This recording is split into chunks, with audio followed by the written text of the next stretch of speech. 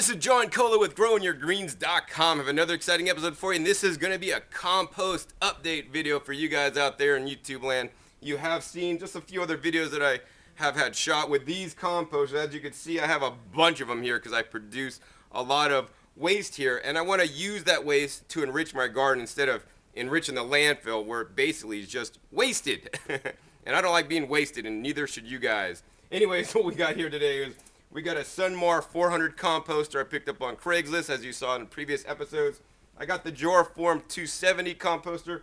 I got a standard 55-gallon drum barrel composter, and I got a lifetime composter there. So this is going to be an update of how all these guys are doing. And keep in mind, I just came back from like a week vacation, so I wasn't able to come out and turn them every day like I should be to get the aeration in there. So let's go through these guys one by one and share with you how they're doing and what could be improved or how they could be improved if they're not working properly. First, we're going to talk about the Sunmar composter. Now, this composter, to me, it has some pretty rave reviews by like the manufacturer and whatnot that it's supposed to be a continuous composting system and whatnot. And so far, I have not found this to be that good of a composter. If we open this guy up, you can see my mixture in here, and I got a lot of carbon source and nitrogen source in here. The carbon source is primarily the wood chips, and I put the thermometer in here. We're gonna see and take a reading on that. But basically, I could feel this compost, and it's not warm. Even at lower temperatures, compost can be happening, but guess what? Compost is gonna be happening much slower, especially if you're not in the range. As you saw in a previous episode, I do have this compost thermometer. That's kind of nice because it's color coded. It tells you if it's too hot, hot, active, or steady, or just too cool. So this composter at present time is just steady, but that's the same temperature as the outside ambient air. It's just not working well enough. Now, I don't know, will this composter start to take off if I change things? Maybe I need to add more carbon or nitrogen. Maybe I need to, maybe it's too moist, not moist enough. I'm just gonna have to play with it and see. Basically, all I know is that this composter was working for a little bit, but now it's too cool. I'm gonna go ahead and also add air by rotating the composter, see if I get this composter going again. One of the things so far that I don't like about the Sunmar is that, the center chamber is not part of the pile. It's actually a separate part that's supposed to give the, never-ending flow of compost once you get going. And up to this point, I haven't seen good results with the Sunmar 400. Next, let's move over to my favorite composter that you guys seen in past episodes. And actually, that's called the Joraform. So the next composter I want to talk about now is the Joraform. And I had really high hopes for this guy because it is all metal and working really good. And during composting, it was up to like 150, 130 degrees. But now if we open it up, as you can see, my compost is actually quite broken down in both sides. But it's not yet finished. And the thing is, if I put my compost thermometer in there, which I don't really need because I can just feel the heat with my hands, it's really cool to the touch. So this compost is not a total active hot pile at this time. It's a lot cooler.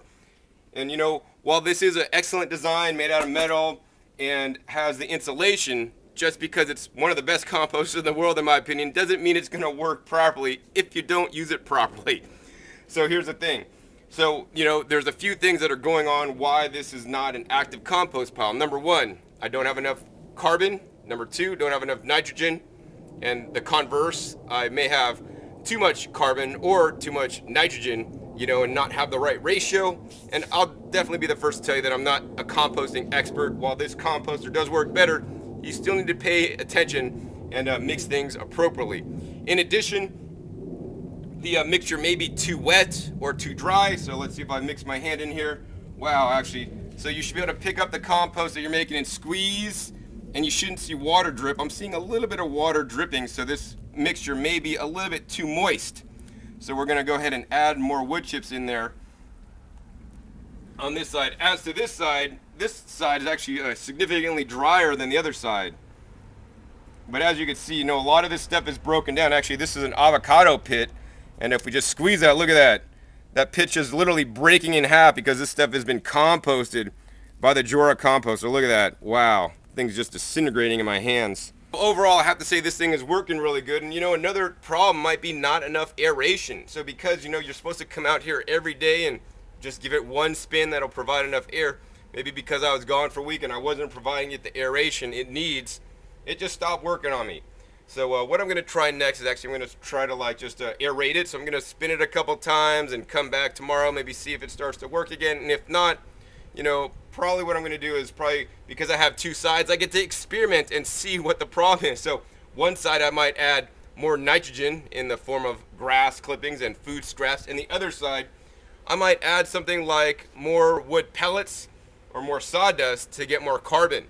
So, you know, once you own a composter, it's not done there yet. You need to get a PhD in composting and figure out how to use it properly and make adjustments if it's not working for you, because there are no simple solutions in life, because you always need to figure things out and figure out how they work to dial it in. And you know, life is all about learning and growing. So let's move to the next composter here. The next composter, the Barrel Composter, and I've really learned I don't like this style composter, and on this composter I know the issue I'm having is that I need to add more carbon, so because I put a lot of nitrogenous waste in there, it needs a lot more carbon. So yeah, otherwise I don't like how you have to unscrew the lid on this every time, and it gets rather heavy, and there's no handles to spin it you know, properly. You just got to really kind of flick it around. And anyways, on to the next composter here, and this is the Lifetime Composter.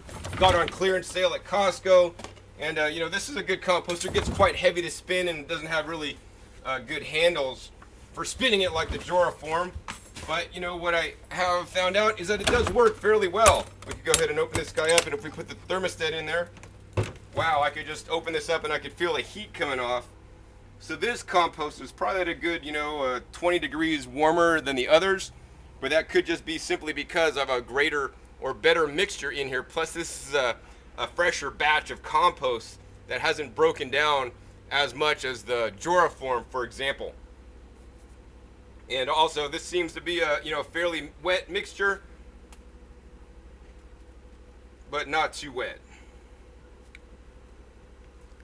This composter appears to be working pretty well, so you know what, if everything's working, it's nice and warm, we're just going to go ahead and close it up and just keep spinning every day. Now I do want to go back to the Joraform here, because you know, this is my pride and joy, my little baby here that's not totally working properly, and that's alright. You know, so what I want to do is I'm going to do the easiest thing first, because I have been gone and I haven't been spinning every day. The first thing is to just get some extra oxygen in there by spinning the composter. This will just add some extra aeration in there, and it might start working. So what I'm going to do next is actually just play with this and spin it every day for the next few days and see if I can get that temperature up and working again, because obviously I have a lot of pretty good mixture by just looking at it of the carbon to nitrogen ratio, and also the moisture seems about right to me. You know, you don't want it sopping wet, but you don't want it too dry either. And then if that doesn't work, then we'll come back at you with some other solutions and some other things to try. It's always best in composting and gardening and in life to try always the easiest thing first that doesn't take any skin off your back.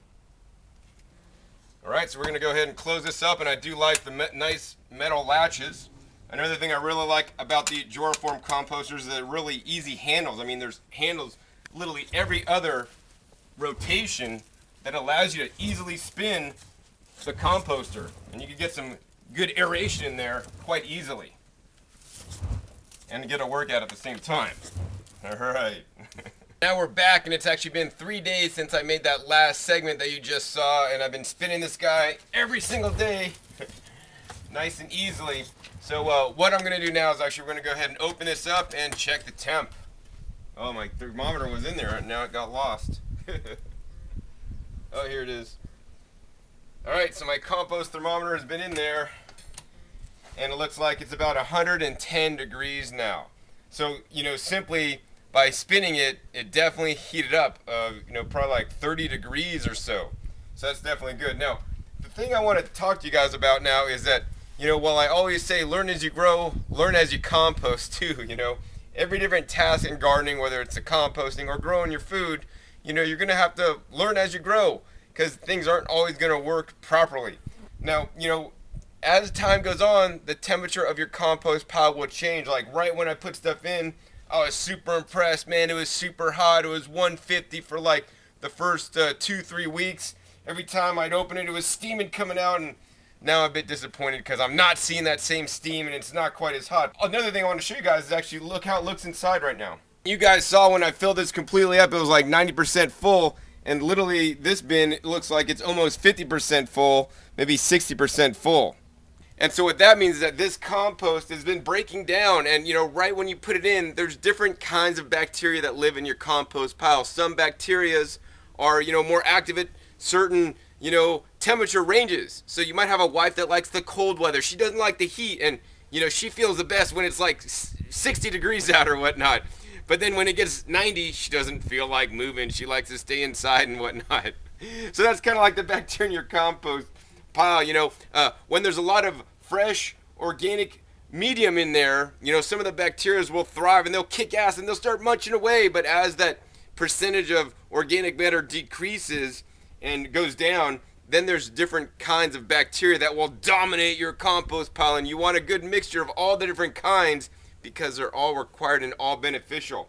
So now that we're at 110, our compost pile is active, and it's, yes, still working. Even at low temperatures down in the 70s, your compost pile can still be working.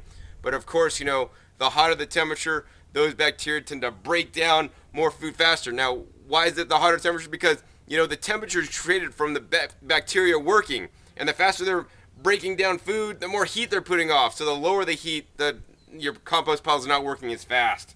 So once again, the insulation helps with this. As I said before, in the other part of the video, the only things that could go wrong really with composting, whether you're composting in a tumbler like the Joraform air or just a static pile, are really simple, and you got to be problem solving to figure out which one is the one for you. Carbon, too much, too little. Nitrogen, too much, too little. Water, too much, too little. Air, too much, too little. Very simple, just 4 simple things, and if you get that right, then your compost will happen. My old adage was, put it all in a pile, the compost happens, and sometimes my compost pile would take a year. That's an insane amount of time. I mean, I've learned that the compost could literally take just about a month, a little over a month, and, be pretty good and almost finished. So, just by simply spinning this, we got the temperature back up to like 110 degrees. I'm quite happy with it. But I always want to see if we could go further. So, what I always want to encourage you guys to do is if you don't know the answer, reach out, try to Google for the answer, ask people questions, gardeners, composters, the place you bought the composter from for answers. But otherwise, just experiment. So besides just spinning with air, we got up to 110. I'm going to try a few new things. I think personally, we know the air is good because I've been spinning it. It's getting a lot of air. The moisture level looks about right. This side looks a little bit dry. This side looks a little bit wetter. But they're both at 110, so I'm happy with that. So what we're going to do is add more fuel to the fire, to the compost. So on this side, we're going to add the nitrogen-based grass, mostly just yard clippings, and a lot of tree-collared leaves and tree-collared stems that I cut up into little small pieces. And also, we're going to add a really rich nitrogen source. If you're thinking, John, you got a lawn? No, man, I don't got a lawn. I took my lawns out a long time ago. But what I have is this old wheatgrass. I was at a trade show, actually, and they had wheatgrass, and I was going to juice it, but by the time they gave it to me, it was looking kind of pitiful. So we're going to compost it. High quality, organically grown wheatgrass that's been composting in this bucket. All right, so we're going to put a pile of this in there on this side. Once again, nitrogenous scraps, because if this side was low in nitrogen, it's not going to be low anymore. And then over on this side, one of the biggest problems with the compost is that you guys probably aren't putting enough carbon. So by carbon, you can put more leaves in, more sawdust, more wood chips, more paper products, or what I'm using today are the pine pellets, which is compressed sawdust. So this is a significantly more sawdust in a small amount of space, and we're just going to toss that guy in. So now we got a pretty good kind of control test here. This side's 110, this side's 110, this guy got more nitrogen, this guy got more carbon. Let's close these up, spin them around, and we'll come back in a few days and see what the temperature is at that point, see if one side's kicking more ass over the other, and that'll tell us, what we might have been deficient in. Once again, adding more things to your compost pile in this state will overall, lengthen the amount of time that your compost is going to be finished. So, sometimes you might just want to keep it rolling and keep it doing whatever it's doing and let it finish so then you can empty out and then start afresh. So anyways, but I like experimenting. So let's go ahead and close this guy up, lock these down. We're locked and loaded. Spin! Spin! Spin! All right, this is definitely good exercise. I love the Joraform. Works really well. Let's go ahead and spin this around one more time and open that up for you guys. As you can see, we got all our stuff mixed in there. I mean, this stuff almost looks like a finished compost now. I mean, it's almost done. So just in a little bit of more time, I'll probably start sifting this stuff out, and we'll have some new compost for my garden. So that's the side we added more nitrogen. This is the side we added more of the carbon.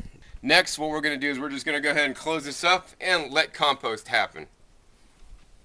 Once again, my name is John Kohler with growingyourgreens.com. We'll see you next time, and remember, keep on composting.